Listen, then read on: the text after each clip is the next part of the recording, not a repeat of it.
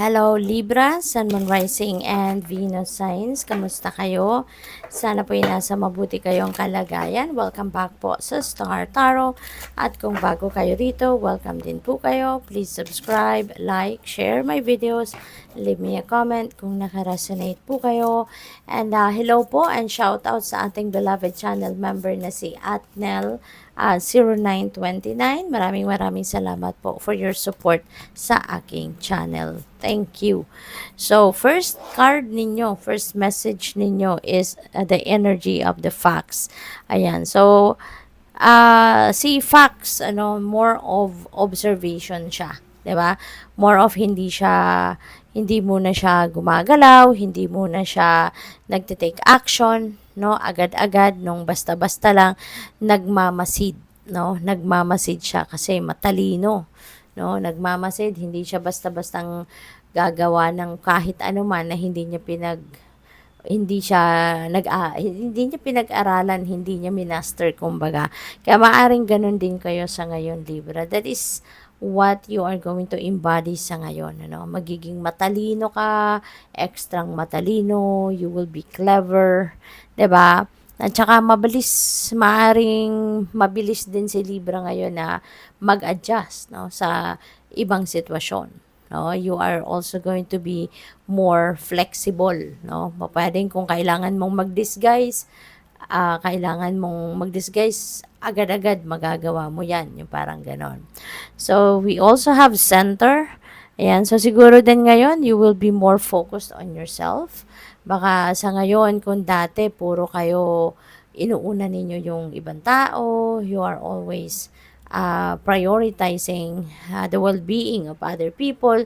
Ngayon, baliktad naman, no? Kayo naman yung sarili mo naman ang uunahin and ipapalit mo sa pwesto mo yung ibang tao. Hindi naman ito necessarily na hindi mo na sila aalagaan, hindi ka na magiging matulungin sa kanila. Hindi naman sa ganon. You're still going to do that, pero ipaprioritize mo muna yung well-being ninyo. Ipaprioritize mo muna yung sarili mo. Parang ganon. So, and yeah, magiging ka ngayon. Hindi naman self-centered, but yung parang you are going to be more focused on yourself. Ang well-being mo, yung sanity mo, yung mental health mo, yung ganun ba? So that's really beautiful.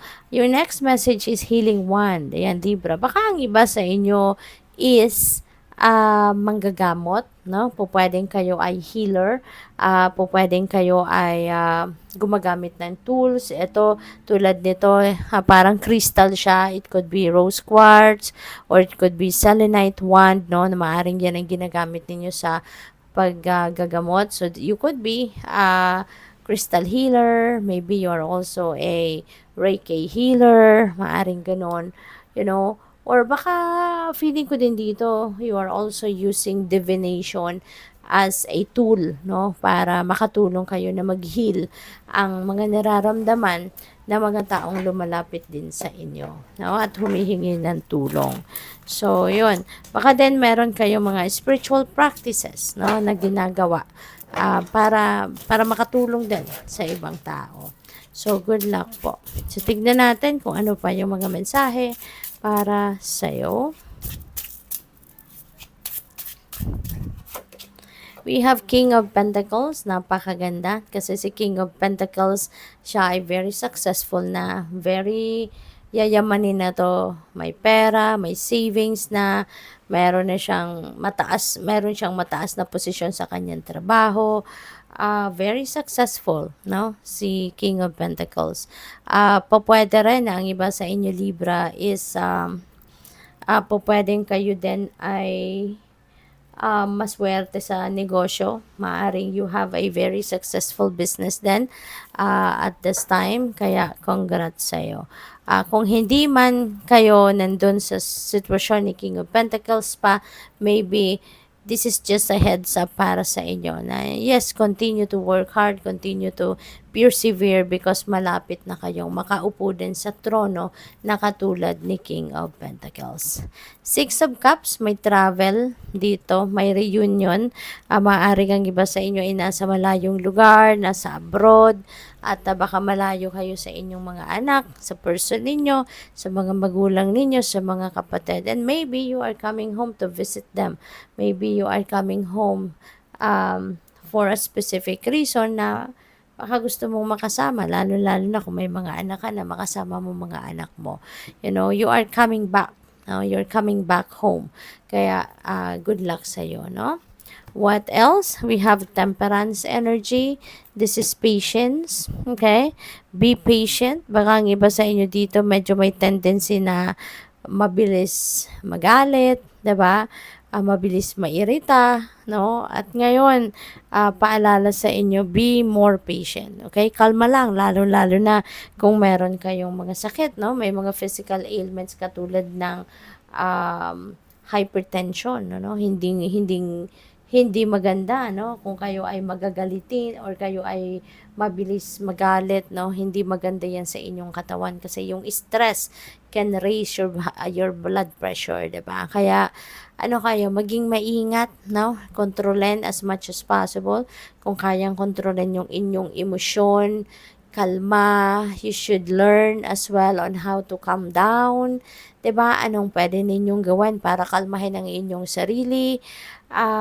Breathing exercise, no? I-google ninyo 'yan or hanapin ninyo sa YouTube, no? Kung ano yung mga pwede ninyong gawing breathing exercises para pampakalma. Napaka-effective niyan, no? Even in less than 2 minutes, makakalma mo yung sarili mo if you're going to do it. So, marami resources dito, lalo na sa YouTube, no? Ang mahahanap ninyo to guide you kung paano ninyo makakalma ang inyong sarili. Okay? Makakatulong, very effective yan. And also, this is about healing. So, since meron din tayong healing wand energy, so most likely talaga ang iba sa inyo is healing other people. You are helping, no, other people to heal kung ano man ang mga nararamdaman nila, ano man yung mga discomfort nila, whether it is mental, emotional, or physical. Maybe malaki ang role mo na nagagawa, no, sa buhay ng iba para matulungan silang mag-heal. Or po pwede rin ang iba sa inyo rito, kung hindi man ganon ang inyong sitwasyon, po pwedeng ang iba sa inyo dito is also seeking for healing. You know, baka meron din kayong mga issues sa inyong mga katawan, meron kayong issues sa inyong kalusugan, meron kayong issues sa inyong isip, sa inyong emosyon, sa mga nararamdaman ninyo, and rest assured that healing is coming towards you as well. Okay? So, what else? We have the moon. Ayan. So, the moon is about intuition. This is a reminder para sa iyo na always listen, follow what your intuition is telling you. Napaka-powerful ng moon energy, kasi lalo-lalo na ngayon, maaaring meron kayong mga desisyon na kailangan gawin sa buhay, and those are major decisions, so wag kayong padalos-dalos, no? Pag-isipan mabuti, use both of your intuitive and your logical mind, at talasan ninyo ang inyong pakiramdam. Pakinggan ninyo ang inyong intuition because that is your 24/7 na reliable guide. Makakatulong sa iyo ang divine guidance, no? Na matatanggap ninyo kung paano ninyo ina-navigate ang buhay ninyo sa ngayon, and how you can choose the best option, no, dito sa mga choices na maaaring kinakaharap ninyo para makapag-desisyon na kayo ng tama at mabuti and sound decision. Okay? Good luck sa'yo. Thank you for watching. Love and light. Namaste.